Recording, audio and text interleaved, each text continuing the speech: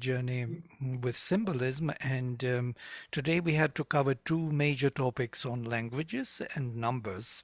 There were two requests, that's why I continue to present this topic again and again. Next, there will be the whole plan of other people presenting different symbolic languages in different systems of knowledge. But today we will touch upon two major fundamentals of our speech and language, and numbers, which is the most universal language ever. So the topics were announced: language and speech, symbolism of different languages in relation of signified and signifier. This is the typical linguistic terminology, which is borrowed from actually Sanskrit linguistics. Yeah, maybe people can mute themselves until they're speaking, just so there's no background noise. Thank you. From Vakyapadiya of Bhartirihari, who saw this vision of relations of what is to be signified and what is the signifier of that. So here it's a direct reference to our symbolism and what symbols are. And in general, the problem of meaning we have to address, of apprehensive and comprehensive cognition, of cognition which is recognizing the form, and the consciousness which deals with understanding of this form. And also these fundamentals of nama and rupa, name and form in Indian tradition. And I will touch upon three different branches of semiotics: semantics, syntactics, and pragmatics, which is quite interesting because they are all dealing with the same issue of symbolism. And three major functions of language. Usually only one is recognized as the major function of language, that is communicative aspect, or communicative function of language is the major purpose of language. But I don't believe so. I think there is also creative and cognitive part, which is kind of ignored.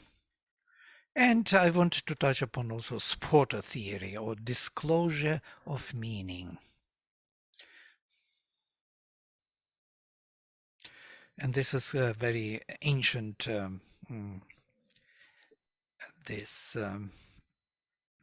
formula or theory, sporter theory, which comes from Patanjali, and pre-Patanjali also was there. Patanjali is 200 BC. So I will project my PowerPoint, that it will be easier for you to hold all these ideas. And anytime, please, but I mean it, you can interrupt and clarify whatever is to be clarified. It will be a little bit maybe... do you see the projection, by the way? Yeah. Let me move it here. So these are the topics I announced, and let us see how far we can go with them.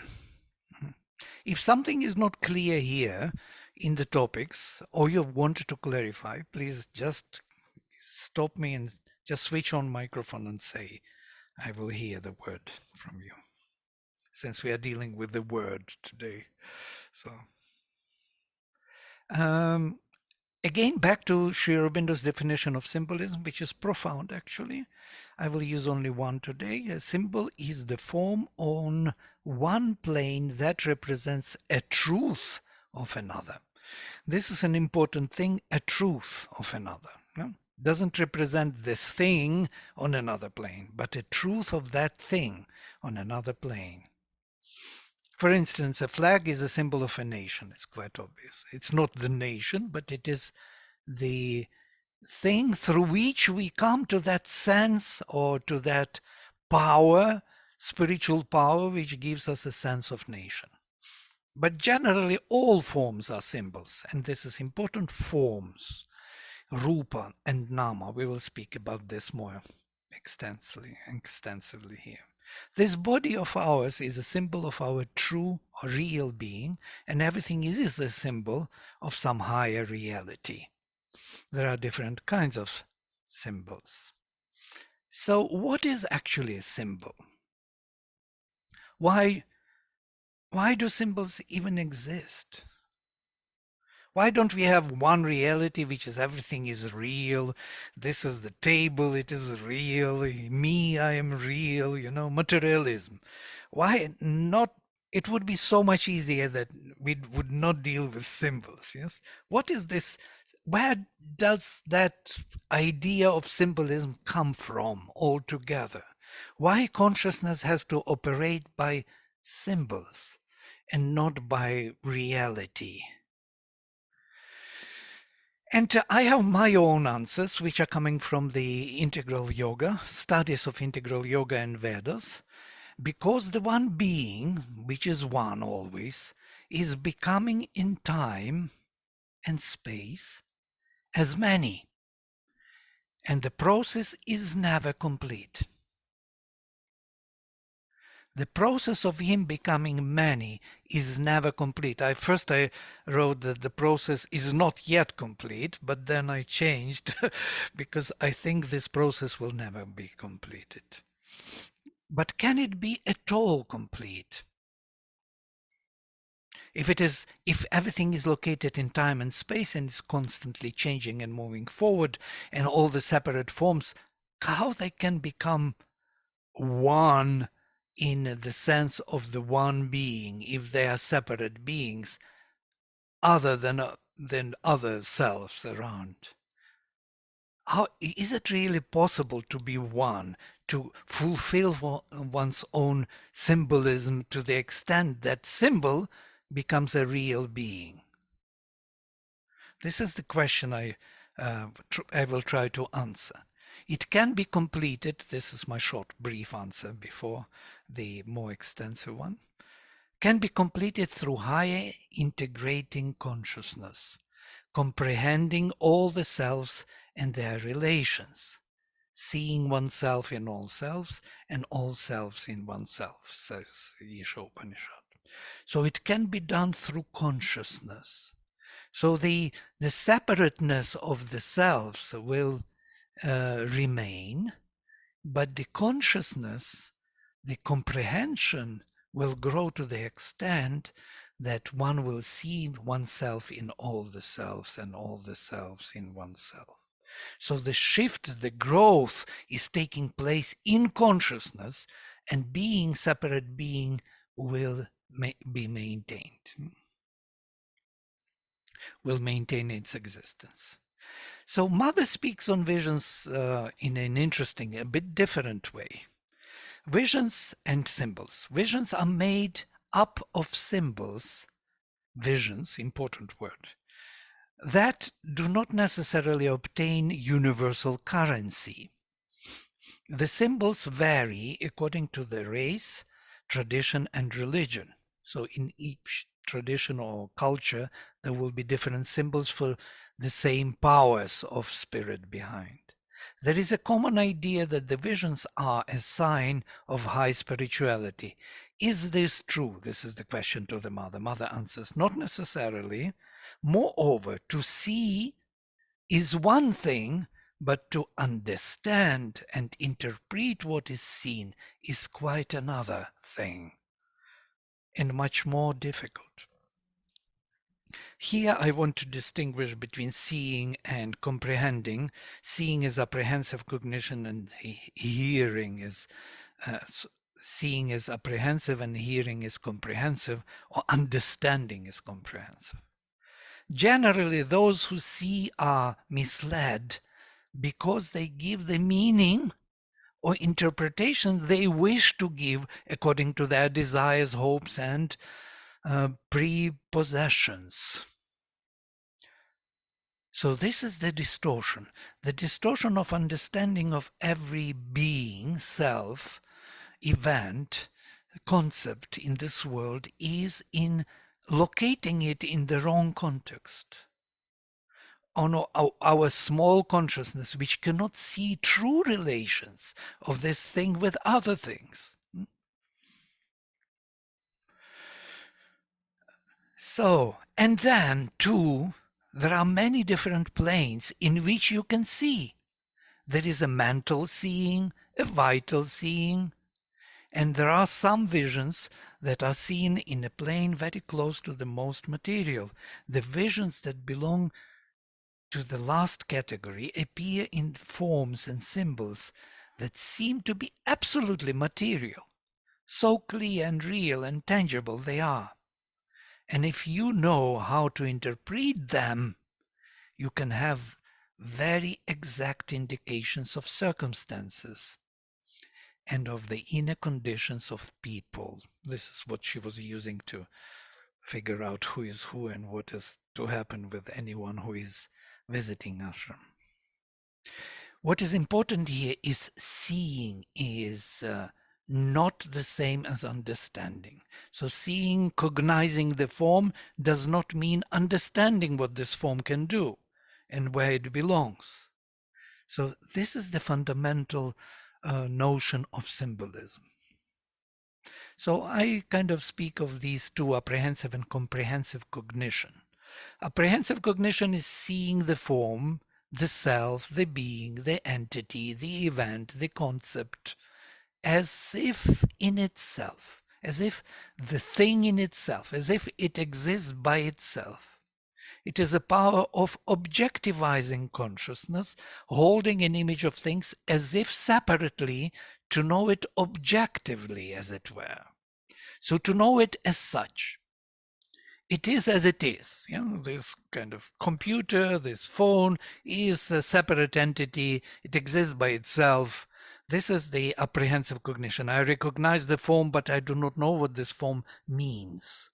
Comprehensive cognition is understanding of what one sees, of how it relates to all other forms in time and space. Also important in time and space, not only in space, but also in time. What it can do, how and why, also in time and space. It is a quality of the highest comprehensive intellect which belongs properly to supramental cognition, holding all things in oneness. So the recognizing how this thing can relate to the whole world is actually comprehending. And this is the most difficult thing for artificial intelligence. Most probably we spoke about this before. I was saying that when they tried to create artificial intelligence, they tried to teach computer to think like human beings. So when they show him, for example, book, computer asks, what is a book? And you have to answer. Yes? So you answer, book is a thing. Computer asks, what is the thing? So you go on answering, it is the thing for reading. What is reading? Reading is a human activity of comprehending. What is human? What is activity? What is comprehending? So the more you explain, the more is left to be explained. And this is a funny part of the artificial intelligence because it does not have a comprehensive consciousness. It has only apprehensive. It can recognize the form, but it cannot understand what this form means. We are coming to the question of meaning. So that's why we have symbolism. Interesting. So it so for the computer to explain what is a table, they create hundreds of thousands of photos of different tables and put into the memory of computer that it apprehensively by chance may recognize some of the form and say this is the table. It cannot know the table as a concept, as a meaning. It was my major question to the professor of linguistics in the university. I asked him, can you explain what is lexema? What is actually lexema? Lexema is the word, yes, the substantive. For example, a table is a lexema. He said, well, you look into the dictionary lexema, and so you will see that the table is the preferably wooden thing on four legs, flat on the surface. I say, you are describing the form. What is the meaning of the table? and the meaning is something else altogether. You know? So this is an amazing thing. So there can be many, many tables in accordance with the usage. So not only my table is a table, but also table is from tabla, from the flat surface. You have also a timetable, also flat surface, where you can spell out all the details the same way you can put all the things in order on the table. It's a flat surface, elevated, uplifted, which can hold things for your overview or usage. You know? So you can use also anything for the table, not only the table. You know, you can use the bed as a table, a ground as a table, a chair as a table, even a guitar you can turn and put some things on the top of the guitar and it will be a table, because the usage defines the meaning. This is the thing which we have to comprehend. So it's not about apprehensive, but comprehensive cognition. Am I clear until now? I have a question. Yes, go ahead. Hi. Live Divine. Yes, I know. I couldn't change the name, so it's the one before this. It said something about that the material consciousness is the one that's closest to the best understanding. And it was surprising to me that it wasn't either of the other two. All right. You mean that the subtle physical is the closest to the material, and the material form actually in the subtle physical is seen actually as a perfect form. By the way, somewhere in Savitri Shubin also speaks about this, that subtle physical is so like a perfect world, you know. All the forms are there perfect. Even our faces, our bodies, if we see ourselves in the subtle physical, we will see how beautiful we are, you know, or how true we are in a way. There is a distortion coming from the inconscient of the matter when we take onto ourselves, onto subtle physical, the material form. That distortion will come into place. But in the subtle physical, it is still free from that, distortion. But very concrete, Mother says, yes? But yeah, I have the same question approximately. Vladimir, would the higher mind not be the same as comprehensive cognition? But then I don't understand. Would it be like when you talk about the subtle physical? Would it be that all the higher planes or the supramental plane would be in all then, and the subtle physical would be the reflection of that? I don't understand really. Right. These two, apprehensive and comprehensive, are present on all the levels of consciousness, from the supramental to the most physical. It depends what you are doing with your consciousness. Either you perceive the form or you perceive the meaning of the form, how it relates to other forms. And these two go hand in hand simultaneously. Yeah? But higher mind wouldn't, I don't know, in the higher mind, wouldn't it that there is no such thing, that higher mind can just perceive something which is, and it's not about then comprehension. Yeah. No. The higher we go from higher to illumined to intuitive, and the higher we come, the more comprehensive consciousness we have to see the thing, how it belongs to other things on the scale of time and space. This is the capacity to really understand the world. Yeah. And yes, that's what the mind does. Yes, it can focus consciousness in the vaster way and hold more varieties in a freer manner. In the higher mind, the contradictions are actually not contradictions anymore. They are the contributors to one vision, to understanding. Yeah. Can I say something here? Yes, there's. Are you pointing towards knowledge by identity? Yeah, knowledge by identity is the only knowledge we have. So to say, there is no other way to know. But there are. Mhm. Comprehensive knowledge would be separative knowledge, where we see the object as it is. So that Right. would be apprehending. But comprehending would be knowledge by identity, where we see the entire thing. So I think, I don't know, I may be wrong, but I think we are pointing towards knowledge by identity. Yeah, well, we have to, yes, deal with this a little more, and then we will see that it looks like that. Yes, the comprehensive is understanding. It is understanding which is going not only for you to understand yourself, yeah, the thing. Actually, apprehensive cognition is more complex. So, in bringing the image of things into oneself and identifying it with oneself and knowing it through oneself is a knowledge by identity. Whereas comprehension is to understand how this thing and all other things in the world from the beginning of time relate. This is the supramental knowledge, yeah? Which we do not have, definitely, but we are tending to have it. We are widening and widening the scope, but to know the thing as such and through oneself is real knowledge by identity. There's no other knowledge, yeah? But comprehension follows this identification, this self-knowledge. There is only self-knowledge, as Shubinda says, yes. So that's kind of distinction I will make. Vladimir, excuse me. It seems that there are many levels of comprehension. Unless you're yeah. excluded.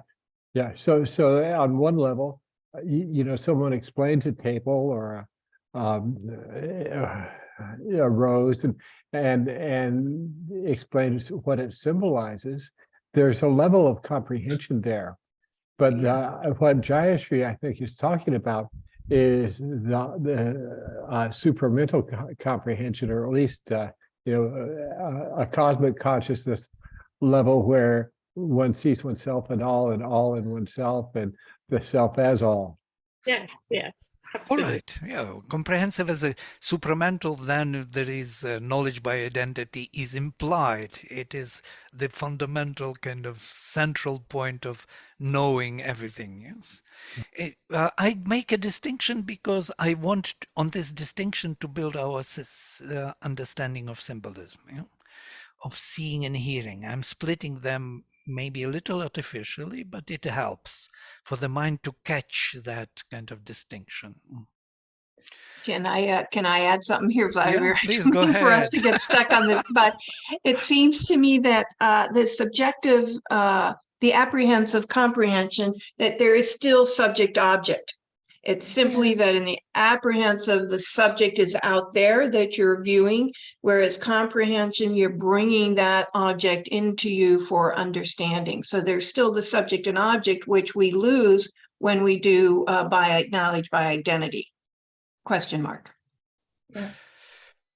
Yeah, knowledge by identity has levels. Yes, there is direct, indirect, and levels until you know it because you know yourself. But who of us knows ourselves to know anything actually in the world? So there is a problem. We are very, how to say, we are operating by this vision. Knowledge by identity is a fundamental notion because there is only the self can know anything as itself. Yes, there is no other way to know. And but to arrive at this, we need this kind of, we are starting from somewhere in the middle, not from the bottom and not from the top. Yeah, but let us look into it. What I will we will arrive at, let us say, what I prepared for you. Okay. I have some reservations about making comprehensive cognition as knowledge by identity. And you will see why, maybe at the end, yeah, because it is not only that, it is also apprehensive at the same time. So there is no more division on either, yeah. So apprehension. Sorry, but is there a self then? Because at very high levels, you have no notions of yourself. If you embody the divine plan, you just are total instruments of the whole, but are you still a self? It's a question I've been asking myself many times. Yes, you are self. You can't deny that. You cannot erase that. You cannot change that. You will be always the self, and I will be the self, and everything will be part of that self. But we have to see the process how that one became many through what means. And that is this creation part. Comprehension is more like a spirit, like a Brahman. It is all inclusive, all embracing, meaningful presence of all things which are interdependent in their existence. Whereas apprehensive is cognizing the specifics of different details, different properties of the self, different selves, different concepts, seeing that they are also part of this self-identity. So I'm trying to get out of this corner of having very high kind of yes philosophical discussion. But let us go ahead a little and see how it will lead us to the proper answer. Let us keep it open as a question. It's a good thing. Is comprehensive cognition this knowledge by identity? I think all of them have to be for knowledge by identity. So, Supreme, says the mother, and it is interesting, decided, this is about creation, to exteriorize himself, objectivize himself, in order to have the joy of knowing himself in detail, to be able to see himself. This is the reason of creation. The Supreme wanted to see himself in detail. To see means to see objectively. To see himself objectively means to be many. So from many points, focal points, you can see yourself as a particular formation of particular quality, detail, property of this infinite supreme existence. Yeah? And these properties will be highlighted in time and space in different positions, in different constellations. So they will maintain their own selves. And at the same time, the comprehensive connection which we are talking is reconstituting the whole world around this thing. If we go deep, we can take any of the objects and we can reconnect the whole world to this object. Yeah, in particular meaningful relations. We do not have the energy to do this, but it is doable. So the one who has that consciousness by which one can embrace the whole world with all the properties, varieties, concepts, details, events in time, has that, comprehensive consciousness of the supermind. So the first thing in himself, what he exteriorized, was knowledge of the world and the power to create it. Knowledge, power, chittapas. This was the active force of consciousness. The knowledge, consciousness, and force began its work, and in the supreme will, there was a plan, and the first principle of this plan was the expression of both the essential joy and the essential freedom.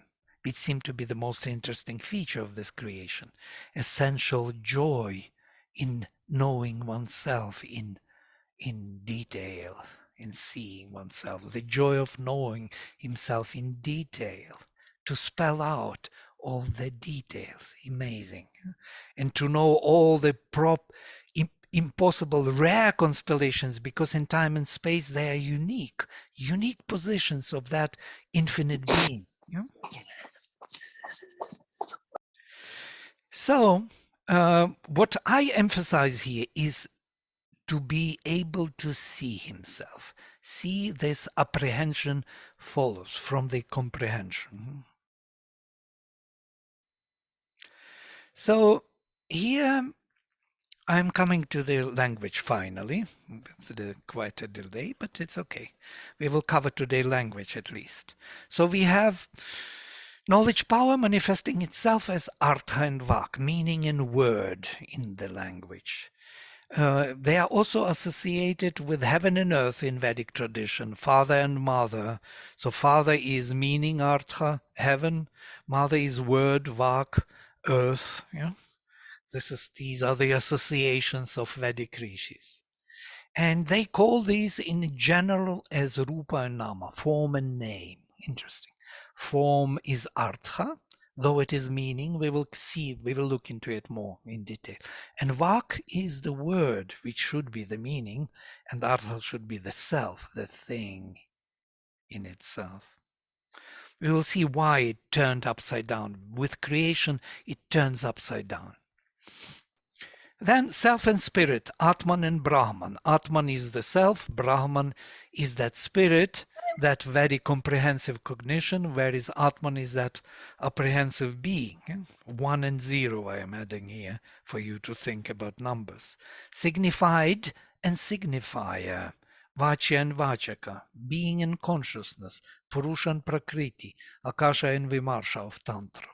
These are all the elements which one can gather under this understanding of knowledge power. And there is many more. So here, the major sign for what I wanted to present today on the languages, and that is inclusive of Tantra and Veda and modern linguistics. So we have two realities of the word and the self, or the meaning and the word. Maybe you remember the testimony from John. At the beginning was the Word, and the Word was with God, and the Word was God. He was with God in the beginning.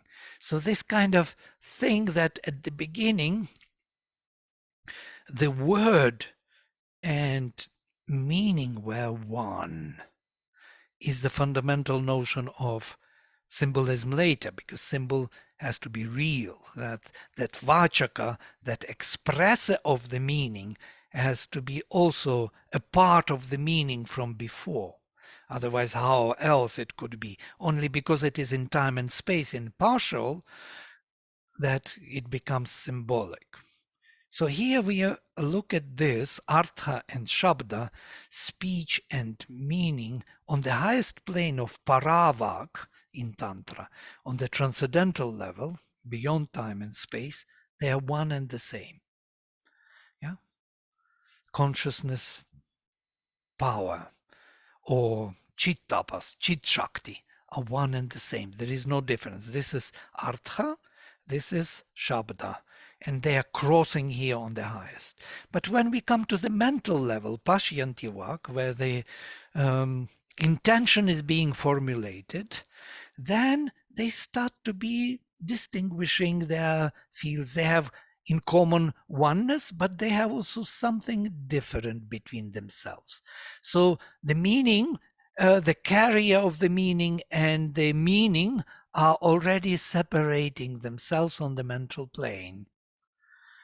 So, and on the Madhyamavak, on the level of the vital level, they are totally separated. They have nothing in common. Here there is a gap. So it's just a sign to help us to orient ourselves. So here we have the word separated into ahanta, subjective sense. Ahanta means I-ness, and idanta, thisness. Thisness becomes objective, ahanta becomes subjective. They got separated in the form images and form sounds. Form sounds connect us to the meanings, whereas form images connect us to the being or the selves. And finally, on Vaikhari level, on the material level, they are totally separate existence, nothing in common. So I can show you the mobile, and I can write a word mobile. The word mobile and the form mobile are two different realities. But they have something in common from the beginning. And that in common thing is felt throughout. Yeah? It is present in the symbol. It is there, hidden as the hidden meaning. It is something which is wanted to be discovered. Yeah? Today we read a beautiful passage in a Savitri class where Sri Aurobindo says his smile was throughout the nature, all the forms. His smile was there hiding behind that higher meaning is present in all the forms. And that's why we call them symbols. Symbols because they do not embody yet fully the divine. And maybe never will be, because in time and space, only through comprehension they can kind of find the divine and maintain their separate existence. So if you have questions for this, please go ahead. If not, I'm going forward. So Vladimir, I have a question. Yeah. So then would the object be Shabda and the word, the sound be Dhwani? Dhvani is the Just a question. Shabda is Dhvani. Yeah? Dhvani is and Artha is the object. But Artha, let us keep simplified for now, because there is more complication here, which is interesting, very interesting. And maybe one day we will kind of discuss this. But for today, we will keep it simple. Artha is the object, Atman, Shabda is the word, which is expressing the meaning of this object. So if I tell you what it is, you will see that this is a square thing, and then it's mobile. If I say mobile, you know immediately what it can do. But looking at this thing, you don't know what it can do until you know that it is a mobile. Once you know that it is mobile, you know it. You can call, you can send messages, you can do many things, yeah, which I'm not doing now. I'm just showing you the thing. So this is the difference between the two. With Dhwani and Sporta theory, so it was done for the Sporta problem, how meaning is disclosed. Meaning is disclosed through these levels of speech. Vaikhari is the word, you hear the word, it triggers in you this subjective sense of using thisness and I-ness, which leads you to the intention why this pops up in you, because intention is always a message, and then you arrive at that, this is what is to be manifested, paravak. It's quite interesting that every word, everything we speak has a message, yes, which maybe even we are not aware of, but we embody it by speaking. Yeah? And when we say something, we have a hidden message which causes us to speak that. And that manifests the worlds actually and creates the objects. So I want to cover today maybe a little more on language, and then I will stop for questions and answers or some kind of exchange of ideas. Yeah? There are already in chat some something. Oh no, these are messages.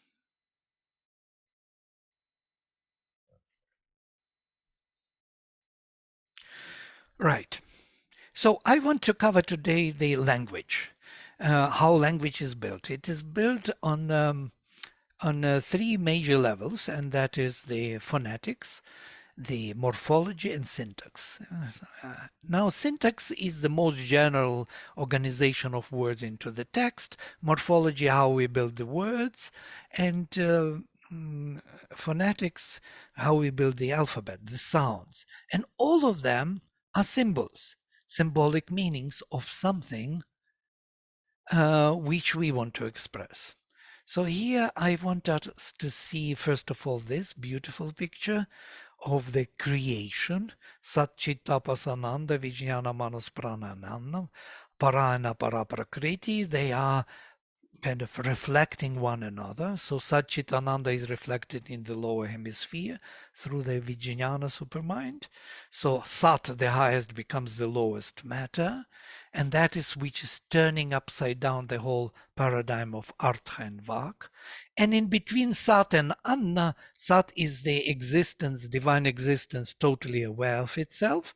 And Anna is divine existence, totally unaware of itself. In between, we have the whole range of that rearrangement of Sat aware into Sat unaware. So, and these are consciousness force, which is projecting the existence in the bliss form into the supermind. Supermind takes all Satchitananda and busts it into the lower hemisphere as manas, life and matter. And what is interesting that these two are Artha. Artha is the Sattva highest, because this is the highest meaning of this divine being. And Artha is the object of knowing in the embodied state, in the form. So, but how this Artha Anna can be comprehended as a divine being, it's only through consciousness. Through these innermost levels, we can arrive at that this Anna form is this Sat originally. Yes? This is the only way one can proceed. There is no other way. There is no other way of divinization. Somebody was here, the divine life. There's only this way to build the divine life, to become aware of the meaning of this form embodied in matter. So why I'm showing these 7 levels, because I want to come to the syntax, to the vibhaktis, cases in Sanskrit language, and show you something very interesting. In Sanskrit grammar, we have 7 cases, starting with nominative, ending with locative. So, and we have karakas, which are defining the meanings of these cases. You know what are cases, yes? Grammatical cases. So nominative is always, the tree is beautiful. Tree is nominative. So I'm going home. Home is a direct object. Or I see you. You are direct object. Accusative case. Instrumental how. I'm going home by bus. It's how. Instrumental by instrument bus. Yeah? I'm going home by bus for dinner. For is that the dative case, the aim, sampradhanam meaning. Yes?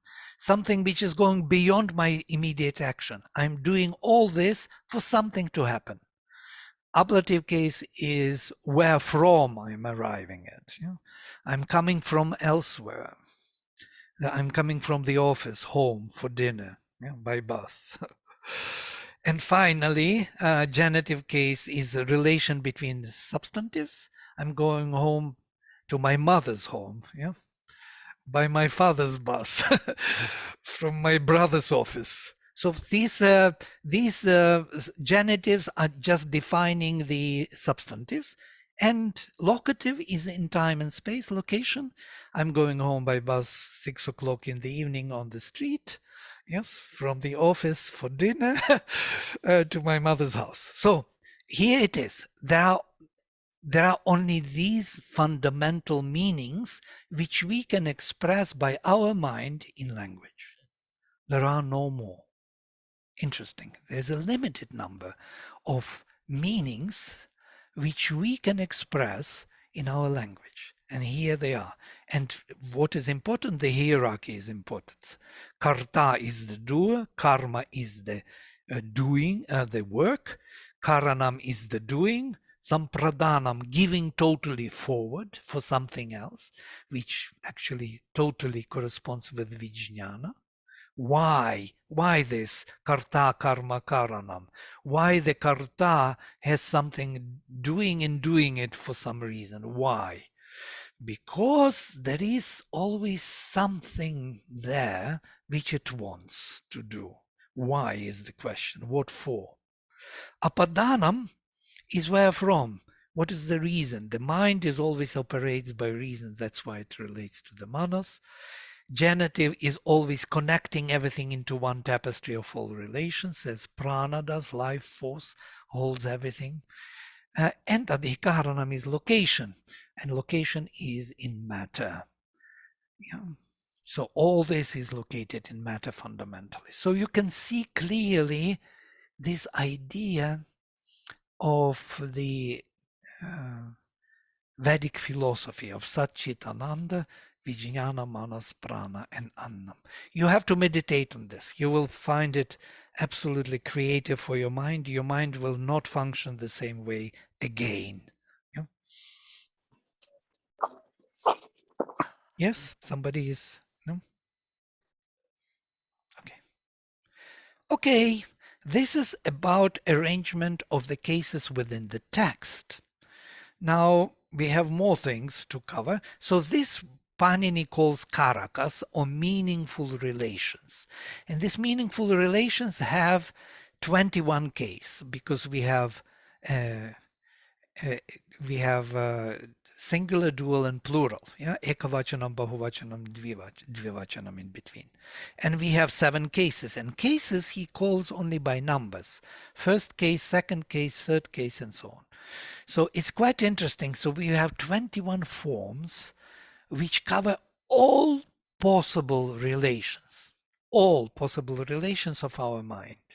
And they're all inbuilt in Sanskrit grammar in a very proper hierarchical structure.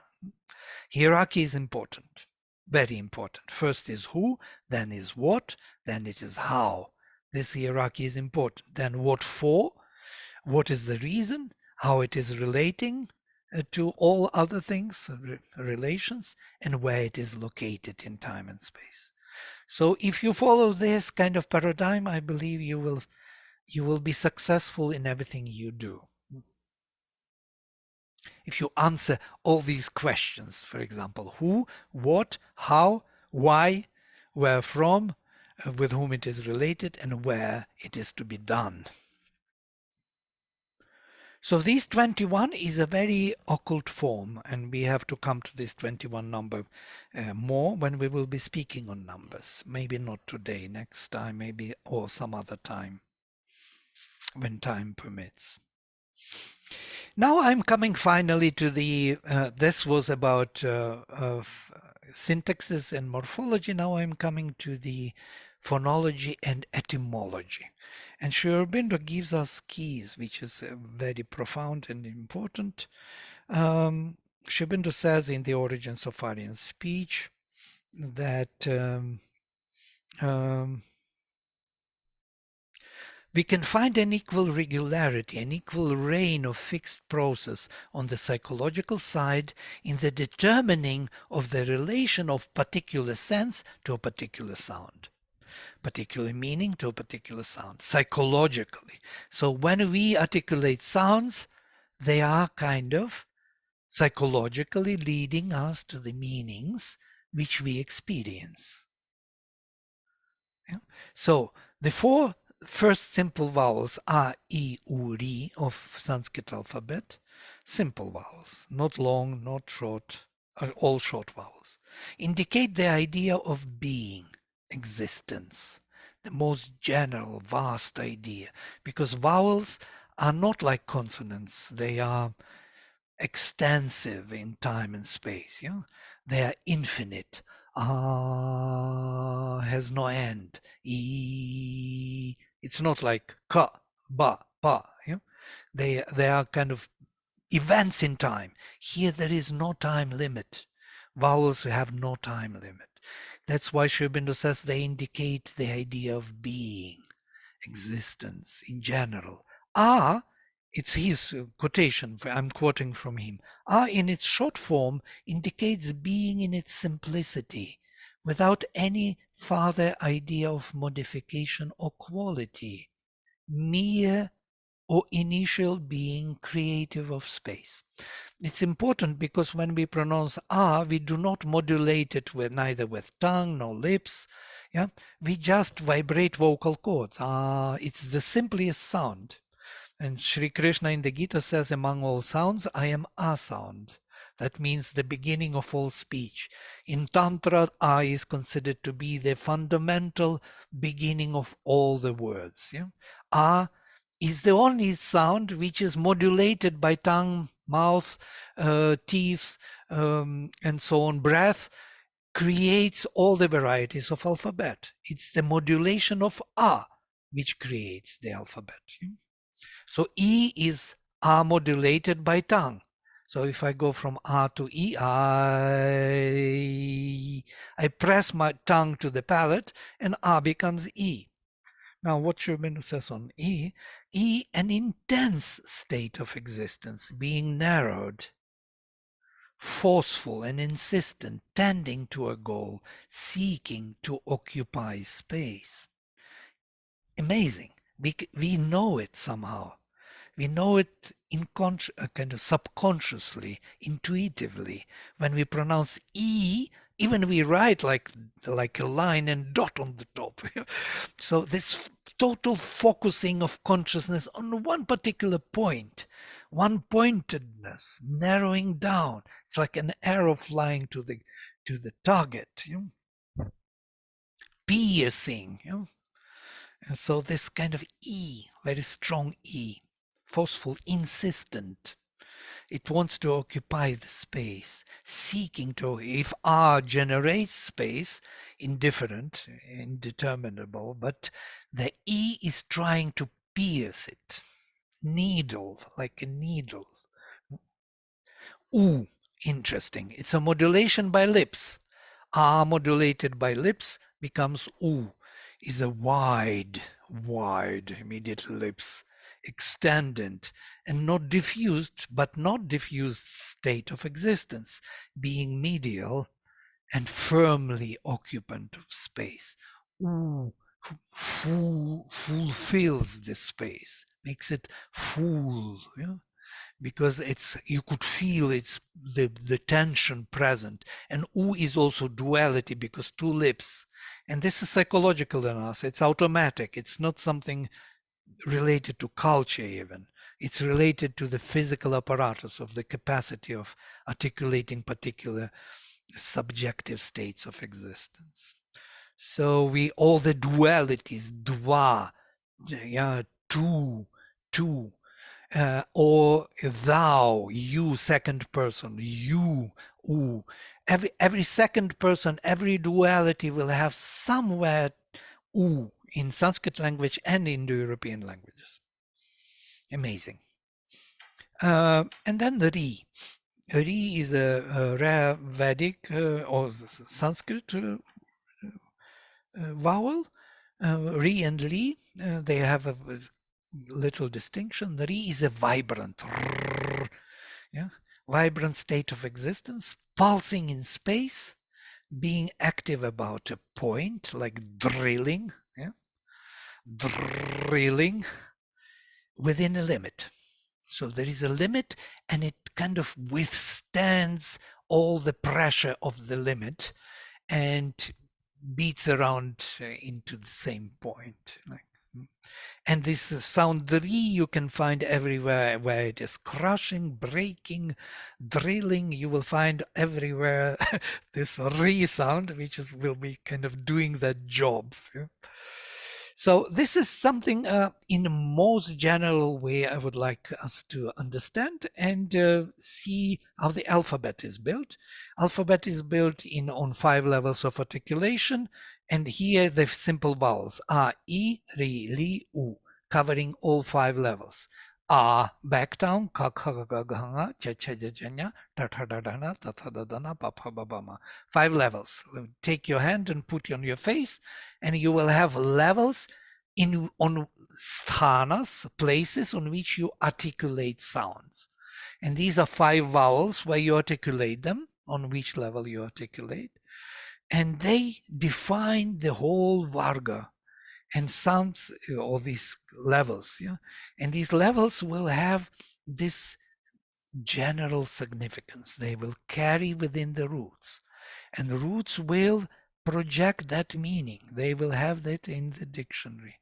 And that's how Sanskrit becomes the most powerful language, because it kind of follows this idea of articulation of the meaning in the given apparatus, human apparatus, distinctly. And all the words have those significances which are coming from the sound, from the articulation of the sound. So here I will stop and open to the questions or remarks. If you have something to say, please go ahead. There's also a question in the chat, Vladimir, what is the difference between written word and spoken word in this context? Now, this was back a ways, few minutes ago, 10 or 15 minutes ago. Sure. Well, there is the whole beautifully written by the reader treatise on this, on the spoken and written word, and he actually deals it extensively. He believes that the whole European tradition is logocentric. It believes in the word as the reality, and according to him, there is no big difference because both are symbols. And he actually deals, kind of criticizes those who speak that there is a difference because the spoken word is living in moment of time, whereas a written word can be carried. But nowadays you can record it on the phone word and it will be carried on a tape recorder. So both are symbols carrying the vibration of the meaning. So in that sense, the reader is right. There is no big difference, only in the means of carrying. So one is a visual mean of writing, apprehensive. You separate these words. You can deal with them as the form. And the other is more vibrating, and the sound is the apprehensive carrier of that meaning. Okay. Yes, good. Thank you. And there's another chat question for you, Vladimir. Yes, thank you. What is the significance of the shape of letter? Any symbol? Yes, there are. It's inbuilt. It's kind of subconsciously inbuilt in us. It's an amazing thing. If you start analyzing the letters, you will see something will be there suggesting you a particular significance, very general significance. Like E, for example, with dot on the top. Or U, and U is written like U, or W. U is written like two, you see, holding, the holder, space holder. You will see these reflections in our consciousness. Yes, there will be. But that's just the Devanagari alphabet, right? Devanagari, similar way, you will see even there. I'm speaking about Latin alphabet even. Oh, okay. Even in Devanagari will be a very similar thing. There's something there which actually it's very unscientific to speak about in this manner, but psychologically it is there. So it's like a seeing, thinking, like a seeing kind of thinking. You see it. Yes, what is thinking? Let's come to this. If seeing is what you see, you become perceptive. What is thinking? If we are coming to our faculties of consciousness now, more and more, I guess, drifting away from. So thinking is, in the Vedic paradigm, is more like active seeing, as it were, if you will. If you can imagine active seeing, not passive, because we are always passive when we see something. We become perceptive. We become still. We want to see things as such. But if you want to actively see, then you start imagining. You start operating by forms in your mind, as it were. And that is kind of thinking. Sri Aurobindo says that there are two types of thoughts we have. One is through images, other is through words. Again, here we have the same, Artha and Vak. It's very, very interesting to me, everything you said. And I wish you would have had more time to go further and maybe link also these voyeurs and the letters to the numbers. I mean, personally, I'm very interested in this, but well, okay, that's just Thank you, open. Kate. Yes, it's a fascinating topic. How we operate, how our consciousness operates, what tools we have. The speech, the word is one tool, yes? And there is a difference between language and speech, which is already defined in linguistics, because language is a system of signs which allows you to express yourself that others may understand. So we have the system English. For example, English has a certain grammar. I have to use this grammar for you to understand me what I want to say. Yeah? Otherwise, if I use it wrongly, you may not understand. Or I will use some other grammar with English, you will not understand a word. Or there are many languages, but speech has nothing to do with the language. It is a need to express oneself through the given system of symbols. Yeah? So if I take, suppose, some other language, like gesture, language of the gesture, I will show you like this. Yeah? I'm speaking to you. Yeah, all this. Don't want to show anything else, but there are many fingers you can show different. Oh, this, yeah, this is good. So there are many ways of speaking which is within different system of symbols, yeah, or musical symbolism. Yeah, I can express myself through music, or through even look, or through body language, body movement, through silence, through so many ways I can express myself. Through mathematics, I can say something to you which you will understand. And so speech is not comprised or kind of how to say determined by the one language. It can use many languages, and we are doing it all the time. We see how animals communicate. They communicate with their bodies, with their ooh, ooh, ooh, with their sounds, with this and that. You can read what they want to say, and they can read what you want to say without saying anything. They remember your words, those vibrations. It's amazing. The world is much more complex, and the speech and language is pervading all. And language are our symbols, meaningfully related, which we can use to express ourselves. Yeah. Do vowels in other languages and Sanskrit have the same broadness as Sanskrit? Well, they have all the capacity potentially, but they narrowed themselves down to a particular usage and particular, to be, what do you call it, pragmatic, to be only to the point of some action. And in that sense, they narrowed their meanings to very precise meanings. And each word has a very separate meaning, and they are beating around the bush, splitting the hair. All these, scientists. What term did you put there? No, it is not the term. That's not the right word. And they are spending all their lives splitting the hair.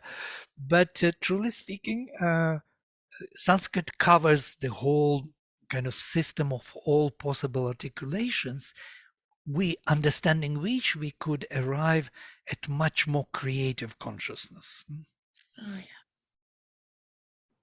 And we could create our words, and they will be understood by others. This is the thing we have to relearn again, and not to be only very precise, but also very broad, and understanding the core meanings of the roots which we use to formulate a particular word. That's why we have synonymia in languages. That's why poets feel this very well. Yes, poets are very sharp with the usage of particular word. For example, I was giving this example of synonymia before: big ocean, great ocean, immense ocean, yeah, vast ocean. So all these oceans for the mind, which operates only by concepts, is the same thing, but not for the poet. You know, big ocean and great ocean are totally two different statements.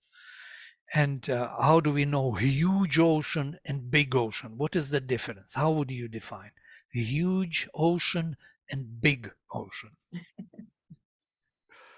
What in the feeling? It's inbuilt in the system of our articulatory comprehension. It's interesting, huh? I Yeah. know that you know, even if you don't find the words to say it. Yeah? Yeah.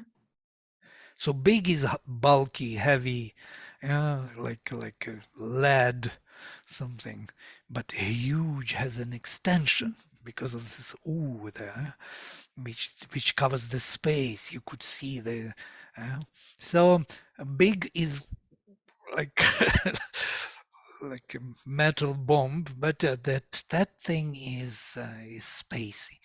It's because of the sound. So Wow.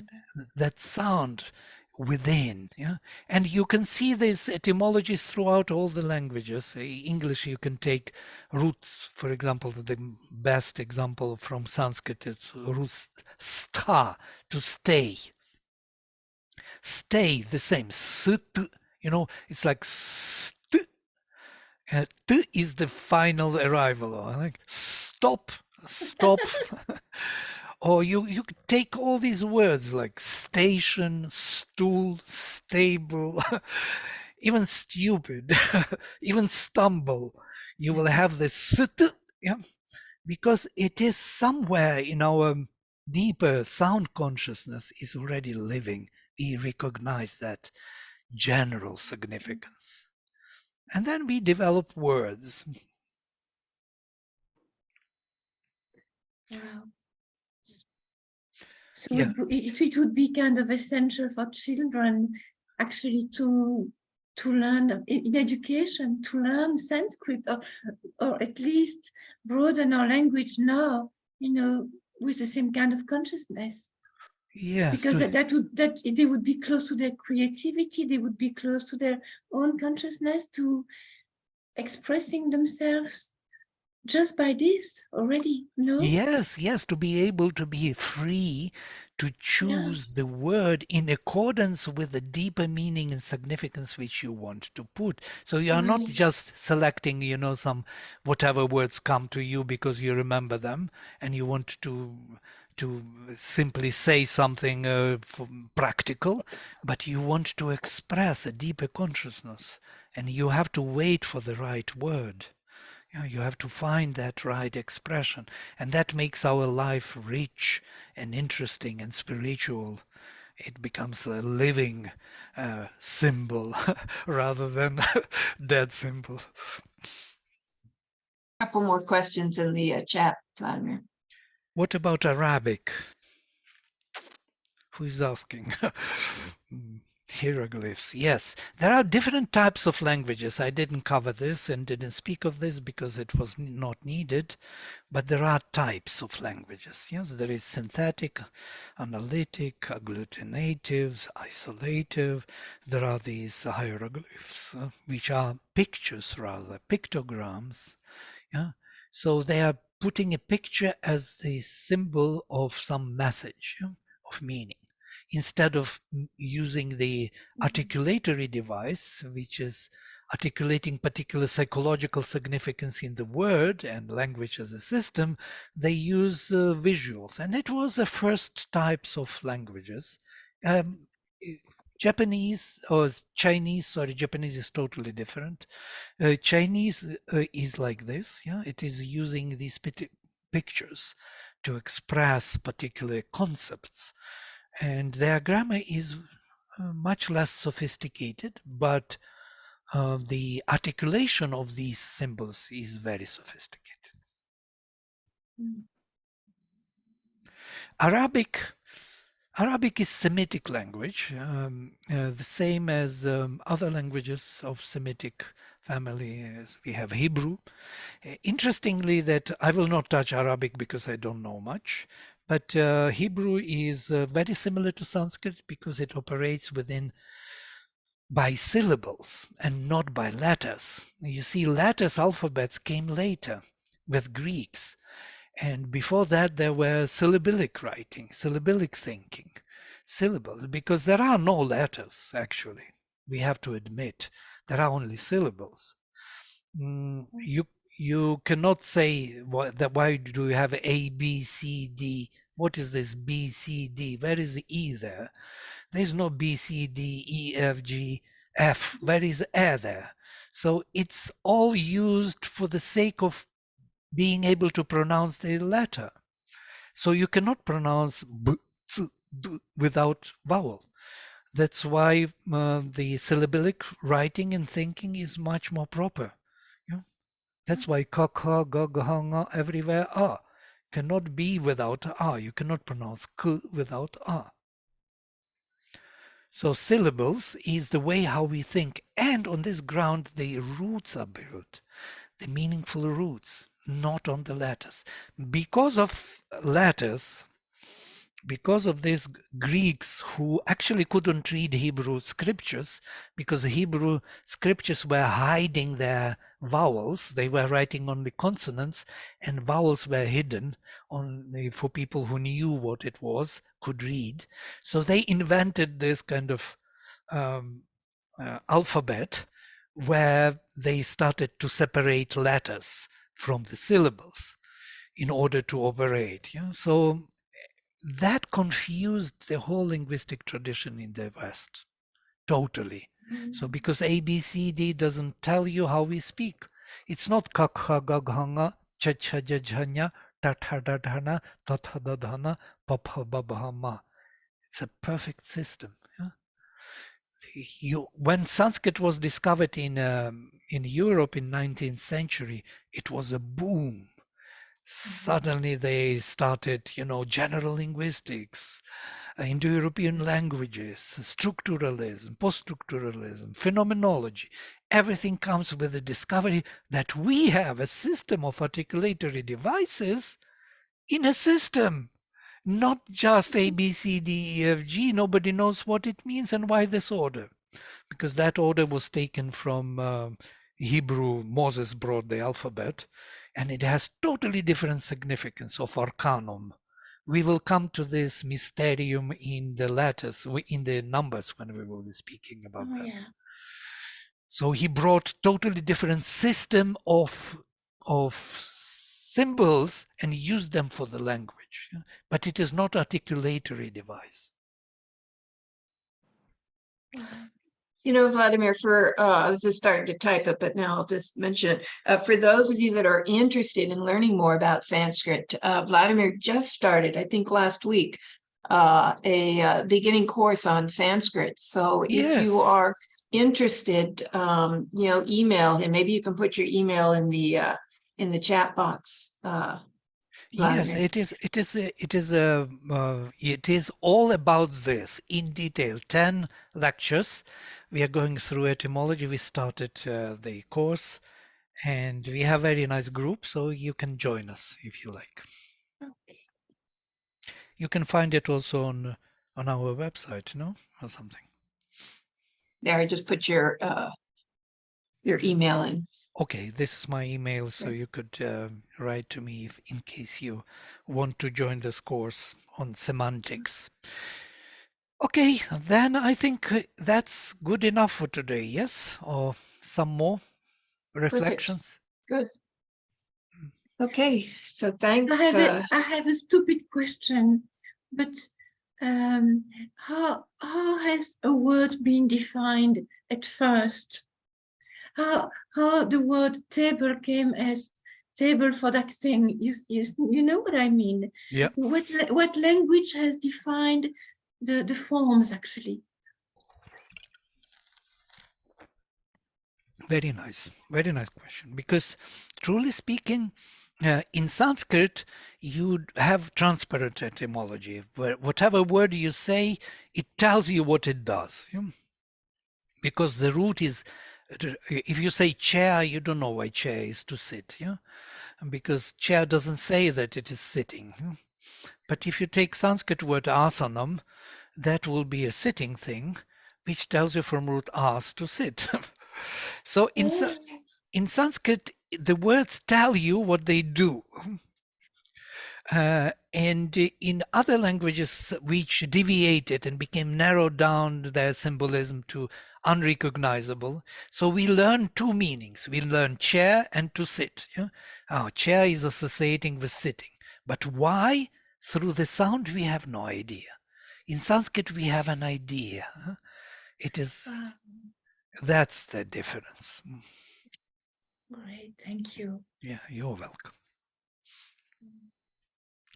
All right, then thank you very much for today. And next time we will have the, we are planning to have the language of Ayurveda, the symbolism, how Ayurveda is using it to define our body's characteristics, nature, and so on. It will be presented by Radhe.